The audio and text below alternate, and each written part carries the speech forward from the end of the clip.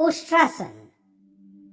उष्ट्र एक संस्कृत शब्द है जिसका हिंदी में अर्थ होता है ऊंट। इस आसन में आपके शरीर की स्थिति ऊंट के पीठ के उठे हुए हिस्से की तरह हो जाती है। इस आसन को करने के लिए सबसे पहले आप वज्रासन में बैठ जाएं। हाथों को घुटनों पर रखते हुए शरीर को सर से पांव तक सीधा रखें। अब हम धीरे धीरे वज्रासन से अर्ध उष्ट्रासन की ओर बढ़ेंगे।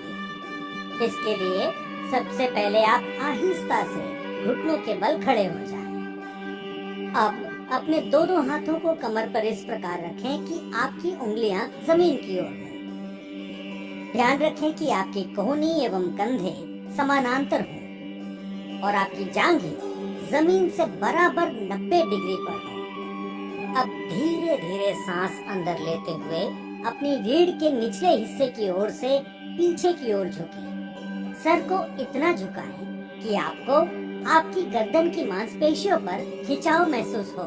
इस आसन को अर्ध उष्ट्रासन कहते हैं। अब हम अर्ध उष्ट्रासन से उष्ट्रासन की ओर बढ़ेंगे, जिसके लिए धीरे धीरे सांस बाहर छोड़ते हुए दाहिने हाथ से दाहिनी एड़ी और बाएं हाथ से बाईं एड़ी को पकड़े। ध्यान रखें कि पीछे झुकते समय गर्दन को झटका ना लगे। सामान्य रूप से सांस लें और छोड़ें। इस स्थिति में 10 से 30 सेकंड तक रहें। उष्ट्रासन से पीठ और गर्दन की मांसपेशियां मजबूत होती है। ये आसन सर और सीने में रक्त संचार को बेहतर बनाता है। इस आसन को करने से दृष्टि में सुधार होता है। ये पेट और कूल्हों की चर्बी घटाने में मदद करता है।